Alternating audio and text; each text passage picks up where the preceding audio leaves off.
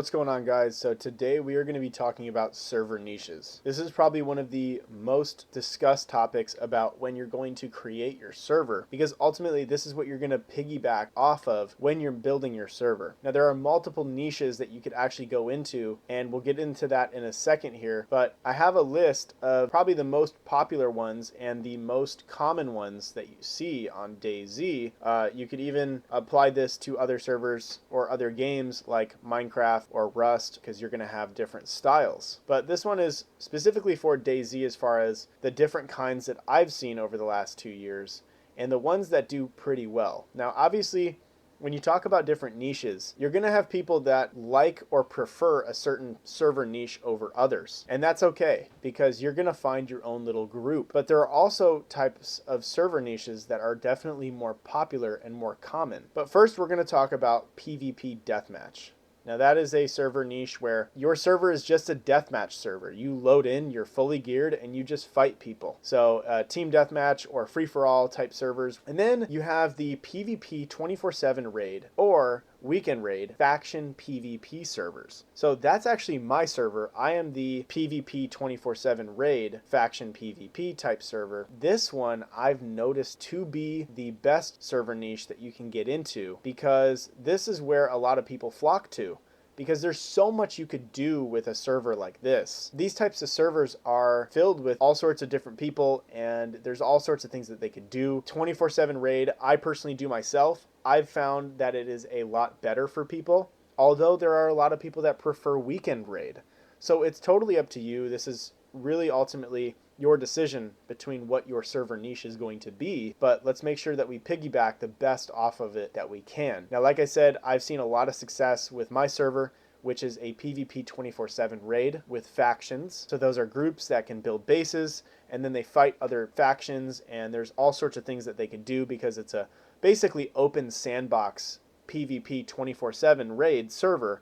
So it's the most realistic you're going to get and most immersive, because you're not restricting people to do certain things, which is why we're going to get into the next one, which is RP, which is roleplay. So roleplay servers, there are strict rules on not killing people just out of nowhere. You have to roleplay first, and I'm sure you guys have seen this on games like GTA 5M, where they have role-playing servers where you get banned if you just go around and kill people. And to a certain extent, I think it's pretty entertaining. I think RP servers are great. And if you can make a great RP server, then good on you. But they're very, very hard to maintain. And if you don't get the right people, you're constantly going to be banning people, and it's just going to be a headache. And maybe a lot of people might not like the way that you set your rules up. So just make sure if you're going to go into the RP space, understand that you have to make up some sort of system to where you're not just banning everybody for everything. And maybe you have certain zones that are PvP zones. So if you're in a certain zone, that person can PvP there, but a lot of the times RP is roleplay, so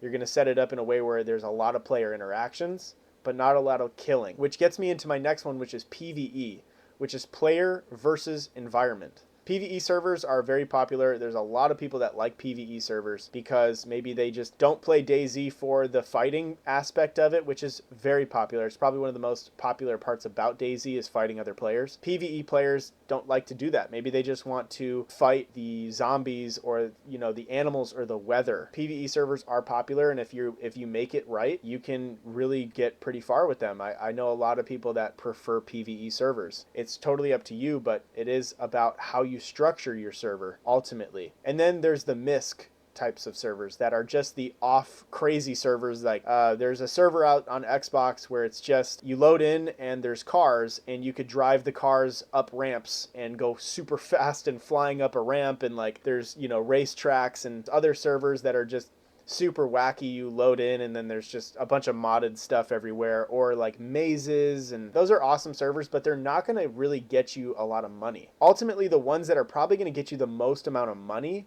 are the PvP 24/7 raid or weekend raid faction PvP servers. Those are the ones that are going to get you a lot of money, in my opinion, because people are driven by PvP and wanting to be better than the other team, and that drive to be better and want to be better than another group is going to feed their pockets to donate to the server. Same thing with RP and PvE. You could probably make some good money with RP and PvE servers if you do it correctly. But like I said, with my experience, I make at least $1,000 every 2 weeks from my PvP 24/7 raid server. So I highly suggest that you guys look into that type of niche. But RP and PvE are also very good at making money if you can do it properly. PvP deathmatch servers, you can make a little bit of money off of it, potentially maybe off of prio queue, because if you have a popular deathmatch server and people want to load into your server faster because there's so much of a queue, then you're going to make money off of prio queue probably, but you're not going to make money off building supplies or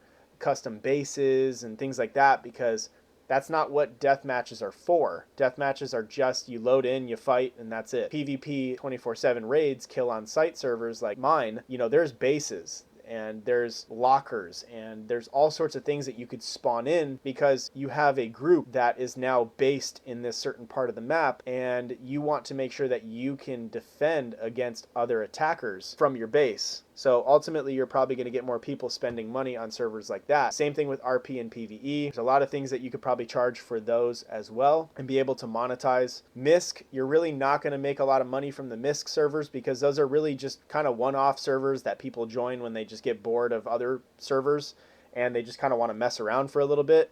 These MISC servers definitely get old after a while, and so you got to keep that in mind, that when you're setting up a miscellaneous server that you're probably not going to get that many consistent players unless it's a really good one. I know there's some pretty popular MISC servers, but they don't really get that much traction. So keep that in mind. And I'll show you guys just kind of like what some of these niches kind of look like on Facebook when I see these people advertising for their stuff here. So you see we have a 24/7 raid with base and container damage on. So that is kind of like the 24/7 raid kill on site server probably right here. And then if we go to this group, this guy has a RP server with PvP zones. So we were talking about zones and things like that. So this guy has an RP server and he uses PvP zones. So that means that you cannot kill anybody outside of the PvP zones. So again, you're going to have to enforce these things, which more enforcement often leads to less people playing. A lot of people don't like it when there's too much enforcement. See, he's got a no kill on site, no raid.